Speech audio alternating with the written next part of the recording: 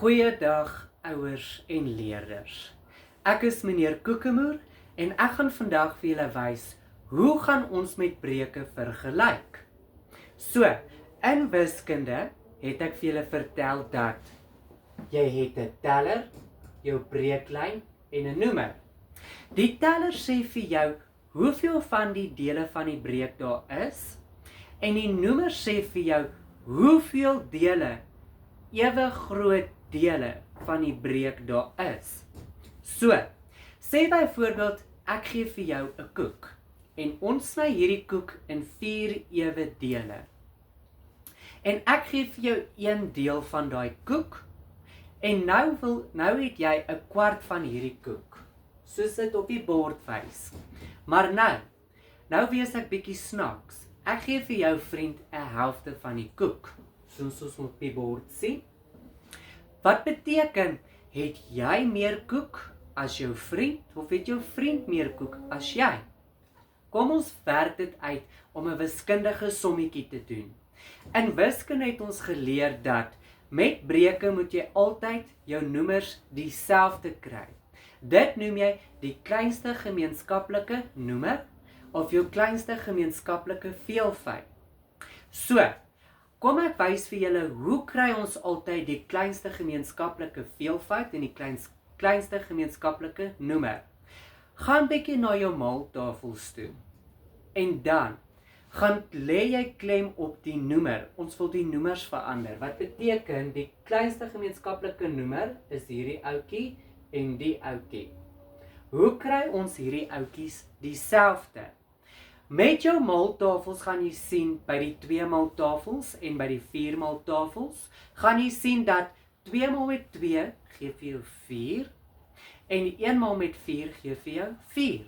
So 4 kom in jou 2 maaltafels en 4 kom in jou 4 maaltafels. So, wat beteken my kleinste gemeenskaplike noemer is 4. So, hoe gaan ons dit nou wiskundig uitwerk? Kom ons gaan kyk. Die kwart is reeds in sy eenvoudigste vorm. Maar is die half in sy eenvoudigste vorm? Is hy in 4? Nog nie. Hoe gaan ons sy noemer verander? Ons gaan hom maal. Ons gaan hierdie 2 maal met 2. En ons gaan die 1 maal met 2. Wat beteken, as ons ondermaal, onthou, met wiskunde is ons altyd regverdig. As ons ondermaal, moet ons bo-maal. So as ek gesê het 2 maal met 2, moet ek bo sê 1 maal met 2. So, 2 maal met 2 gee vir my 4 en 1 maal met 2 gee vir my 2. Is hierdie som amper klaar? Nog nie. Het ek aangedui wie het meer koek gekry? Nog nie. So, nou moet ons die laaste stap doen. Wie het die meeste? Waar gaan ons die groter as skryf? Ons gaan hom hierso skryf. Ons gaan wys dat hierdie breuk is groter as hierdie breuk. Onthou altyd, hoe dui ek groter as aan?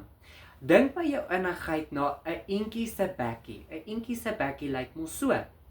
Nou die eentjie se bekkie, hierdie kant is die groot kant en hierdie kant is die klein kant. So, hierdie is die groot kant en hierdie is die klein kant. En waar wys my groter as? My groter as wys soontoe, om aan te dui dat hierdie breuk is groter as hierdie breuk. So, ons het nou vergelyk, wie het die meeste koek gekry? Ongelukkig het jou maatjie meer koek as jy gekry. So, ek het vir julle nou gewys, hoe kry ons die kleinste gemeenskaplike noemer en hoe vergelyk ons in wiskunde? Graad 4 tot 6. Hierdie is 'n baie mooi eenvoudige vorm van vergelyking. Maar kom ons doen nog 'n som met vergelyking. Kom ons sê byvoorbeeld, ek gee vir julle 'n sommetjie. Kom ek gee vir julle 3.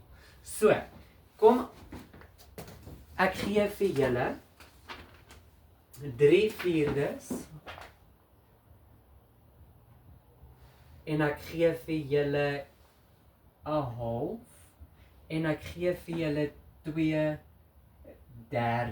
So, nou wil ons vergelyk, maar dan wil ek vir julle nog bietjie in die diep kant ingooi. Kom ons skryf hierdie breuke in stygende volgorde.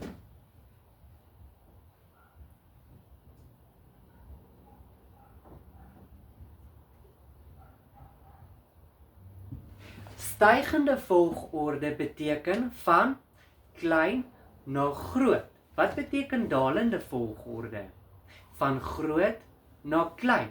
Maar met hierdie som soek ek die antwoord in stygende volgorde. So ek gaan van klein na groot.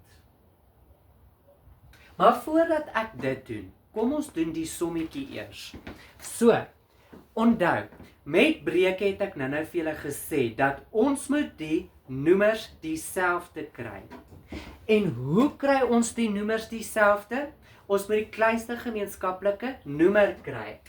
Wat is die kleinste gemeenskaplike noemer? Kom ons kyk eers na die noemers. Wat is al die noemers? Al die noemers is 4, 2 en 3. Dit is al my noemers. Wat beteken? As ons na ons maaltafels gaan kyk, watse getal as ek maal, kom voor by 4, by 2 en by 3? 12 kom voor by 4, 2 en 3. So, wat beteken? Met al my noemers nou met al hierdie breuke moet ons gaan verander na 12 toe. So, as ons sê, wat maal met 4 gee vir my 12.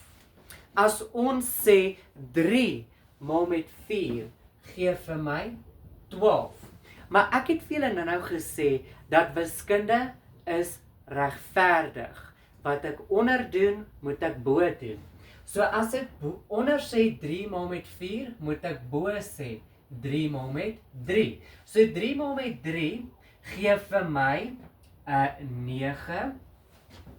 En dan, wat kan ek doen met hierdie half? Laat ek die noemer 12 moet kry. So, my noemer moet 12 gewees. So, sal julle met my saamstem as ek sê 6 maal met 2 gee vir my 12? So, as ek sê 6 maal met 2 gee vir my 12, en dan wat ek onder doen, moet ek bo doen, so 6 maal met 1 gee vir my 6. So, kom ons doen die laaste breek. Onthou, die noemer moet 'n 12 word. So, 3 maal met wat gee vir my 12? 3 maal met 4. Wat ek onder doen, moet ek bo doen, so 2 maal met 4. So, 3 maal met 4 gee vir my 12, en dan 2 maal met 4 gee vir my 8. Is hierdie ouetjies in sy regte vorm? Ja, want hoekom? Ons het die noemers almal 12 gemaak. Maar is ons amper klaar met die som? Nee.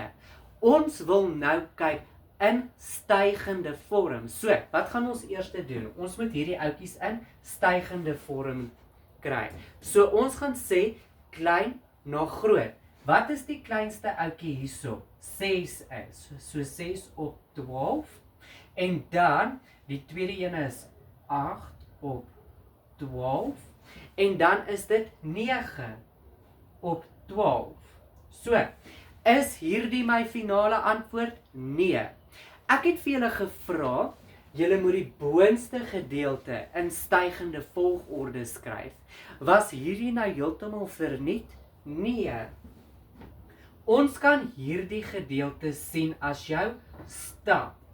Sien hierdie gedeelte as jou stap. Die stap wys vir jou 'n aanduiding of hierdie ouetjies klein, groot of nie regtig groot is nie. So, hoe kan ons hierdie boonste ouetjies nou in die finale antwoord gee? So hierdie gaan nou jou finale antwoord wees. So, wat se ouetjie hierso? So onthou, 6, so 1, die half het vir ons 6 gegee. So hierdie ouetjie is eerste. Hierdie ouetjie het vir ons 8 gegee, so hy moet tweede wees. En die 3 het vir ons 9 gegee. Wat beteken hy moet heel laaste op jou stygende volgorde wees. So, half is jou kleinste, dan is dit 2 op 3, en dan is dit 3 op 4. Wat beteken, hierdie is jou finale antwoord, en dit is nou in stygende volgorde. Sê byvoorbeeld in 'n som, ek het vir jou gevra jy moet dit in dalende volgorde skryf. Dan, wat jy dan gaan doen, dan gaan jy dit net omgekeerd doen. Dan sou hy eerste, dan sou hy tweede en dan sou hy derde gewees het. Dan is hy in jou stygende volgorde. Mensies in graad 4 tot 6, dit is hoe ons breuke vergelyk en dit is hoe ons breuke in dalende en stygende volgorde skryf. Ek het ook vir julle gewys hoe om die kleinste gemeene noemer te kry en die kleinste gemeenskaplike veelvoud te kry. Mensies, tot 'n volgende keer, totsiens.